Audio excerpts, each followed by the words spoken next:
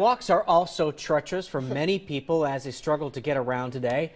We want to know who's responsible if you take a tumble on a frozen sidewalk. Our Lisa Balick has been looking into this today. She's live in Southeast Portland. So what did you learn, Lisa?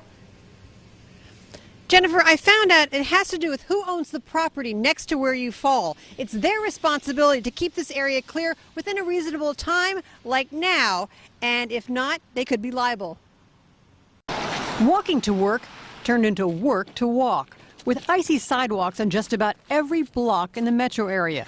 A bit of a workout for many as they try to maneuver, skating at times, or relying on ski equipment to navigate the slippery slopes of the sidewalks, clutching their computers, hoping they wouldn't fall. You worry about dropping your baby there?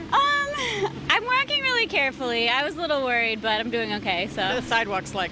pretty icy, pretty slippery, but we were actually just kind of sliding around, kind of ice skating home. But I wanted to know, if you do take a tumble, who could you sue? The owner of property adjacent to the sidewalk has a responsibility to keep the sidewalk safe. Portland attorney Greg Kafoury tells me he's represented some people who took a tumble in slippery store parking lots.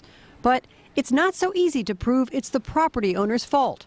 There's something called a reasonableness standard. If there's a case of someone falling on a sidewalk, the defendant can always say conditions were so bad you shouldn't have been walking, or you're not wearing the proper shoes. So comparative fault is always an issue as well. Cities are responsible for clearing streets, but not most sidewalks, unless, of course, they border city buildings or other city property. Businesses are supposed to clear the sidewalk out front of their buildings. Mike Hepner of Collision Rebuilders took care of it before dawn, he tells me, and he knows about liability. A little shoveling, a little blowing, yeah, it's all good. So wait a minute, so you started to clear it off when? About 5 or 5:30. Why so early? Because there's no traffic and kind of get the sidewalks clean off before everybody starts walking around. Homeowners are responsible for removing the ice and snow out front of their houses. Sanding, salting, or putting down gravel, even a warning sign is a good idea. But we found plenty of places where they're not clearing a path, taking a leap of faith, hoping no one will fall.